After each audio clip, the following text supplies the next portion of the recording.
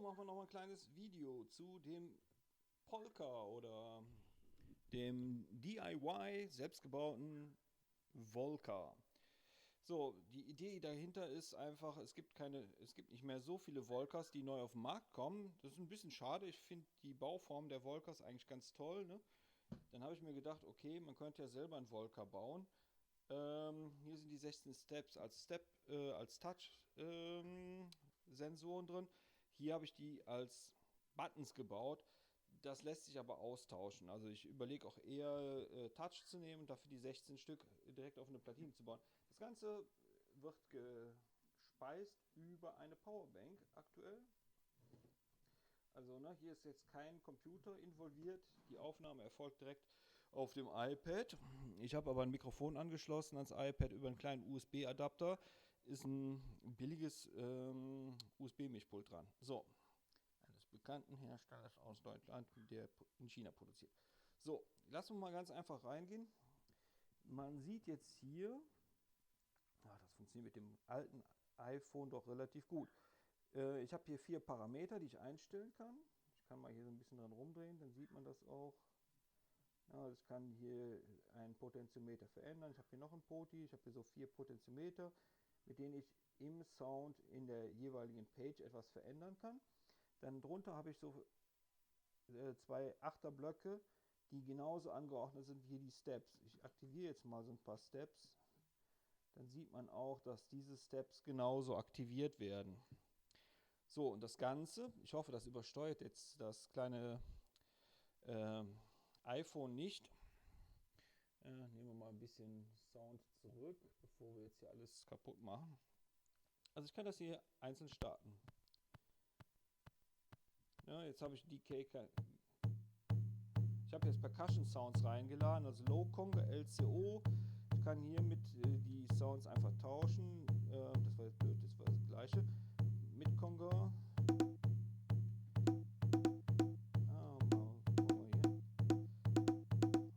Dann haben wir hier High Conga.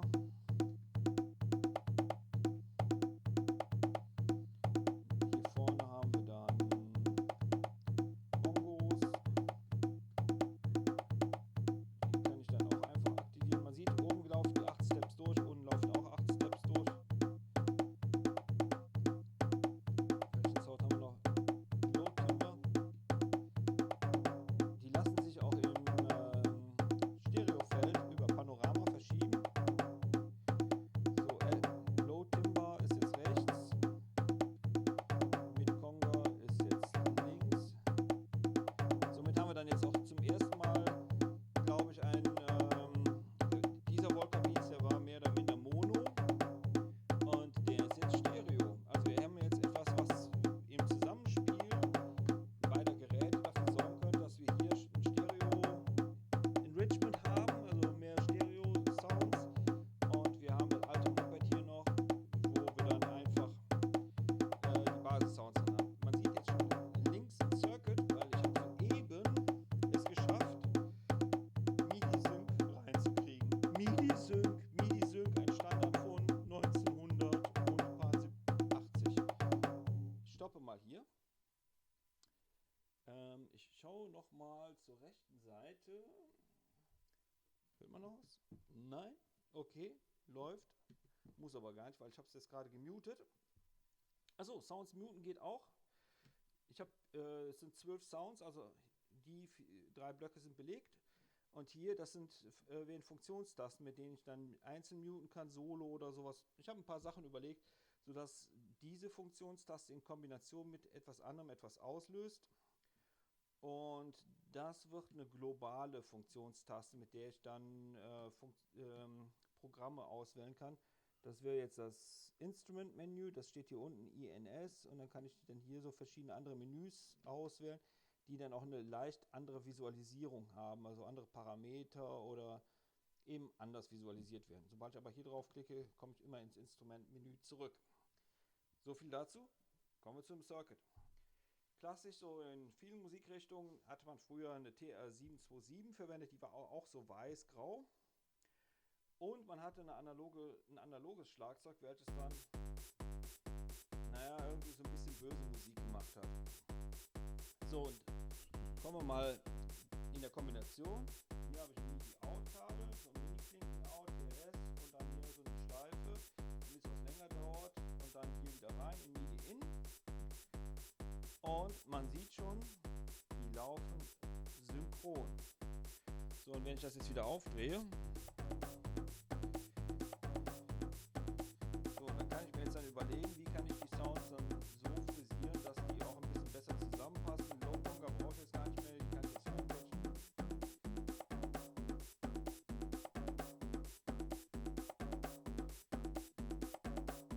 Oder ganz kurz machen.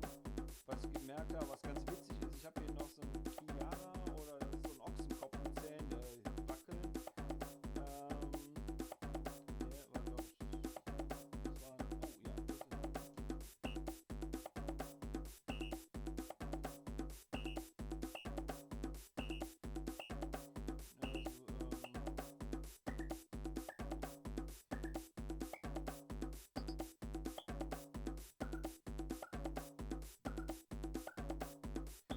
Also man kann sich da noch viel überlegen, wie man das hier schön macht. Also die Circuit synchronisiert gerade nur den Ton. Ich kann hier auf den Circuit Stopp drücken. Und dann fängt wieder an. Und machen wir den Kamerasound.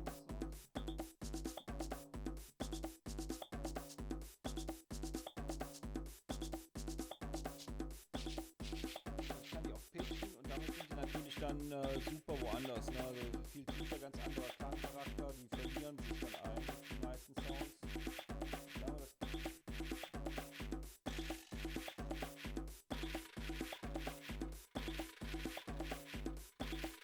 das ist jetzt im Hintergrund so ein Rauschen, Rascheln.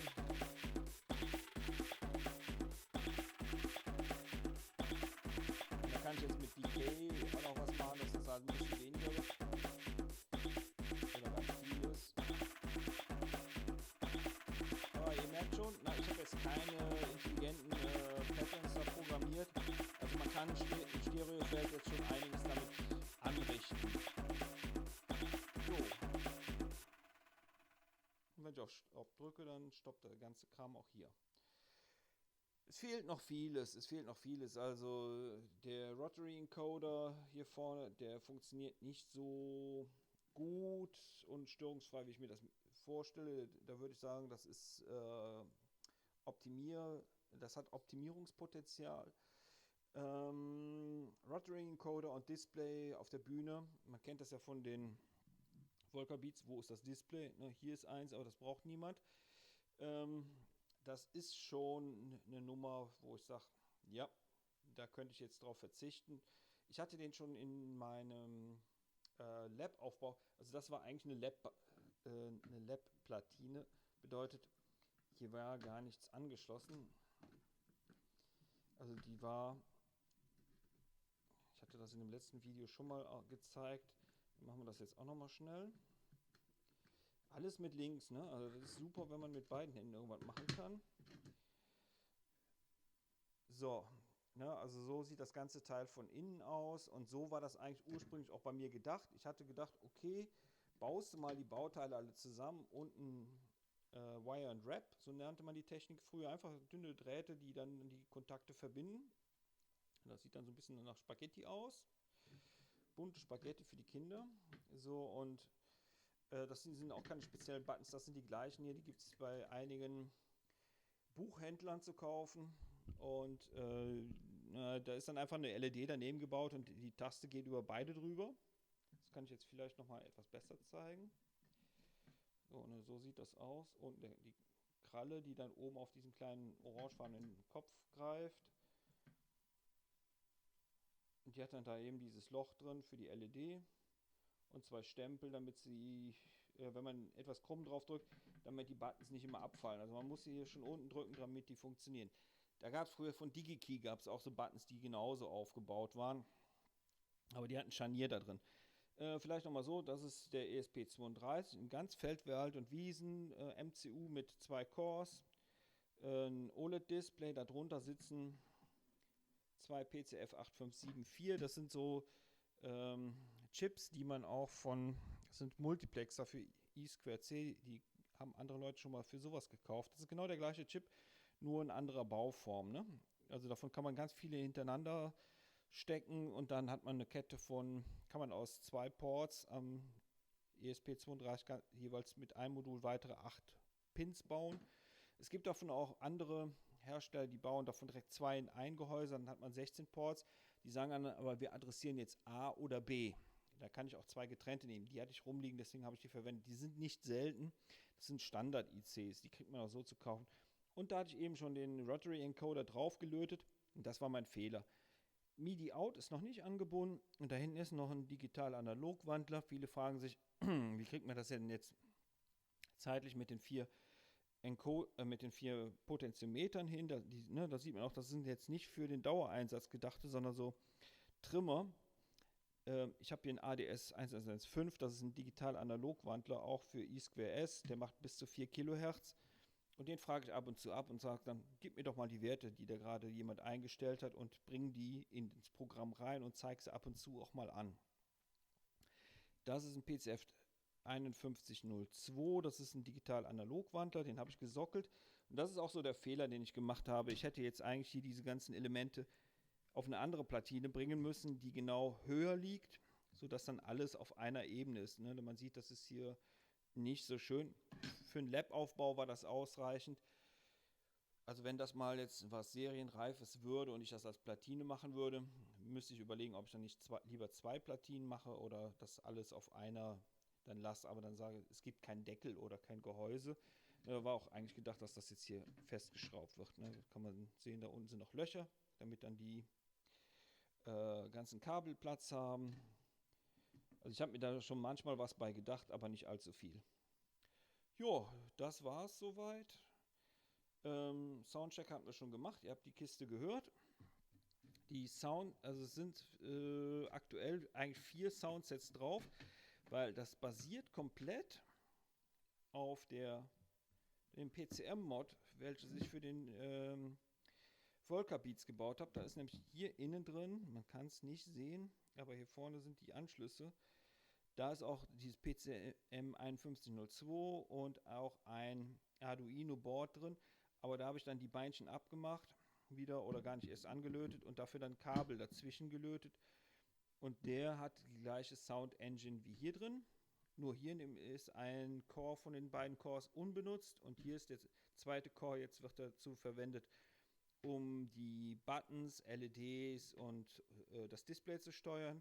Und der andere Core, der auch hier die Sounderstellung macht, der läuft jetzt hier anstatt mit 44 Kilohertz, 44,1 Kilohertz hier, läuft er dann nur mit 32 Kilohertz.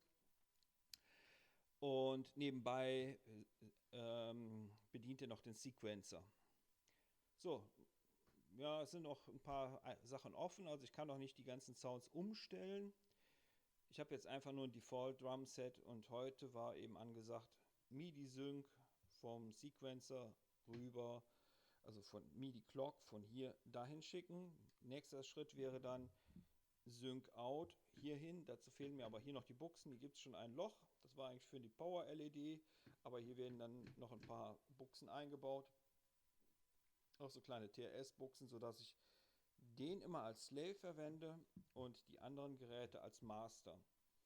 Das hat den Vorteil, ich muss mich hier nicht mehr um Swing und andere tollen Feature kümmern. Das kommt alles von den anderen oder von der MPC und er muss nur noch liefern. Er muss nur noch Percussion Sounds liefern und für die Zwecke, wo ich dann mal dieses Gerät alleine verwenden möchte, da reicht es durchaus einfach ohne Swing zu arbeiten. Das ist dann eher ein teures Metronom. Ja, jetzt haben wir 15 Minuten fast voll. Zu hören gibt es auch nichts mehr. Ich habe die Kiste gerade auseinandergerupft. Ja, das war's. Ich denke mal, es gibt bald wieder ein neues Video. Offen ist noch Patch Management, Pattern Management, Load, Save, globale Variablen anpacken. Da ist genau wie in dem PCM-Mod für den Volca Beats, habe ich auch hier ein Bitcrusher drin. Alles ist von Marcel License, also Licenze oder Marcel License ausgesprochen. aber den findet man auf GitHub und auch auf meinen, ich habe den immer verlinkt. Der hat eigentlich die Sound Engine geschrieben, die dann einen Drumcomputer ergibt. Er hatte aber im Grunde nur so einen freistehenden ESP32 verwendet auf einem Breadboard. Und bei mir die Breadboards, die sind alle schon etwas älter und dann neige ich eher dazu, das direkt auf eine Platine zu löten. Und dann habe ich keine Probleme mit irgendwelchen Steckkäbelchen, die dann lose gehen, und kann mich dann darauf konzentrieren, die Software zu bauen. Das Besondere hier vielleicht noch, alle Elemente sind entweder über den I2S-Bus, also den Audiobus, angebunden, oder über den I2C-Bus, also den Zweidrahtbus, mit dem man dann OLEDs treiben kann, PCF 8570, dann dadurch dann die ganzen Buttons, LEDs, so ein Treiberbaustein, der hat 8 Eingänge, die aber auch als Ausgänge verwendet werden können, und die toggle ich zur Laufzeit, sodass ich entweder die LEDs ansteuere oder die Buttons abfrage. Auch dieser Analog-Digital-Wandler läuft über I2C, also es sind 2 Adern, die dafür verwendet werden, an denen hängen alle Sachen parallel dran. Und dieser I2C-Bus, der wird hier beim Arduino vom Core 0 bedient. Und dieser Core 0, der wird normalerweise nicht verwendet. Der bleibt unbenutzt bei rein einfachen Arduino-Sketches, also Arduino-Programmen. Da bleibt er unbenutzt, und das ist jetzt auch nichts Herausragendes. Ich bin da eine Anleitung gefolgt, habe dann ein bisschen rumexperimentiert, bis wie viel Kilohertz funktioniert das Ganze, und habe das dann mit dem Timing entsprechend implementiert. Jo, jetzt reicht es aber wirklich. Ich wünsche euch allen noch einen schönen Abend. Bis zum nächsten Video.